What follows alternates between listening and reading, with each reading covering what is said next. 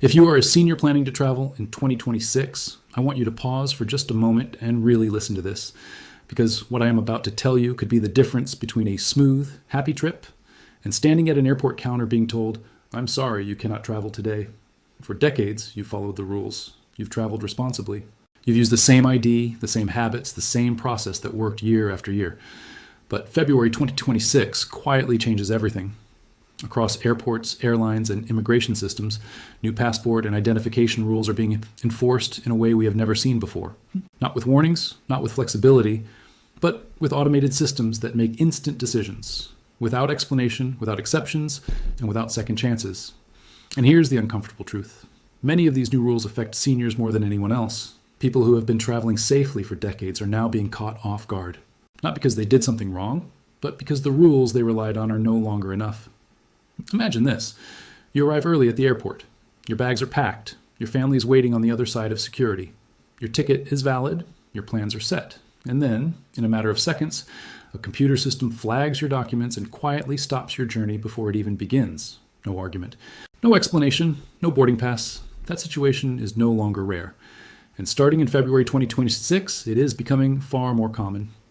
In this video, I'm going to make sure that never happens to you. I'm going to walk you through the new passport and travel rules for seniors, explain what has changed, why people are being denied, and most importantly, how to protect yourself before you ever leave home.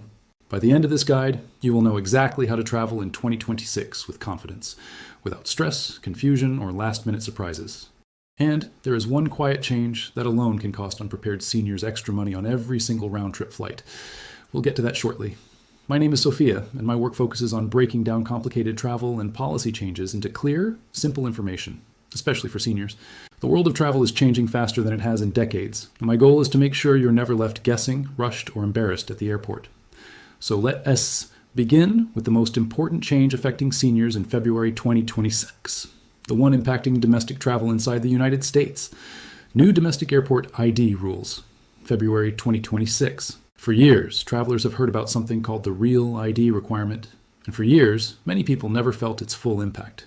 Even after deadlines passed, airports often allowed travelers to fly using older, non-compliant driver's licenses. TSA officers could perform manual checks. Sometimes there were warnings. Sometimes there was flexibility. That era is ending.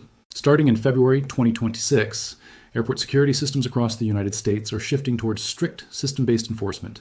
That means your identification is checked digitally, not casually, and decisions are made instantly. If you arrive at an airport without a real ID compliant license, a valid U.S. passport, or another federally accepted form of identification, you should expect delays, additional verification steps, and possible fees. For seniors who have used the same driver's license for years, this is where many problems begin. What worked in 2024 or 2025 may no longer be enough in 2026. And here's the key issue. These systems do not rely on conversations or explanations. They rely on what your document shows and whether it matches federal requirements exactly. Many seniors assume they will be talked through security like before. But in 2026, security checkpoints are becoming faster, stricter, and far less flexible. This is why carrying the correct ID is now essential, not optional. A U.S. passport is fully accepted for domestic flights and remains one of the most reliable travel documents you can carry. Even if you are not leaving the country, having your passport with you can help you avoid delays, extra screening, and unnecessary stress. Another option is upgrading your state driver's license to a Real ID compliant version. Most states offer this through their motor vehicle departments, and it is often easier to do it calmly in advance than to deal with problems at the airport. The key takeaway here is simple. In 2026, your documents speak for you, and if they are not correct, the system does not pause to listen. International travel is changing even faster. If you plan to travel outside the United States in 2026, the rules become even more strict and even more automated. International travel decisions are increasingly being made before you ever reach the airport. Airlines now check digital authorizations, passport validity, and entry permissions electronically. If something is missing, the system may prevent your boarding pass from being issued at all. One of the most important examples of this change involves travel to the United Kingdom. United Kingdom Travel Authorization. What seniors must know. If your travel plans in 2026 include England, Scotland, Wales, or even a short connection through a British airport, there's a new requirement you must understand clearly. It is called the United Kingdom Electronic Travel Authorization, or ETA. Beginning in late February 2026, this authorization becomes mandatory for most U.S. travelers. In the past, American citizens could book a ticket, show a passport, and board a flight to the UK with no additional paperwork. That process is changing. Now, before boarding, travelers must have an approved digital authorization linked to their passport. This is not something handled at the airport. It must be completed in advance, usually through official online systems. Many seniors mistakenly believe this can be handled by the airline or a travel agent, but in most cases, the responsibility remains with the traveler. Without an approved authorization, airline systems may not allow boarding, even if your passport is valid and your ticket is paid. This also applies to travelers who are only passing through the UK on a connecting flight. The safest approach is to treat this authorization as part of your ticket. If your plans include the UK in any way, complete the process early and confirm approval well before travel day. Europe's new entry system's major changes are also happening across continental Europe. In 2026, many European countries are expanding the use of automated entry systems that collect biometric information such as facial scans and fingerprints. Instead of speaking with a border officer, travelers are increasingly directed to kiosks that process entry electronically. For seniors, this can feel unfamiliar and stressful, especially for those who are less comfortable with technology. The most important change is that these systems track entry and exit dates with precision. Overstaying, even unintentionally, can create future travel problems.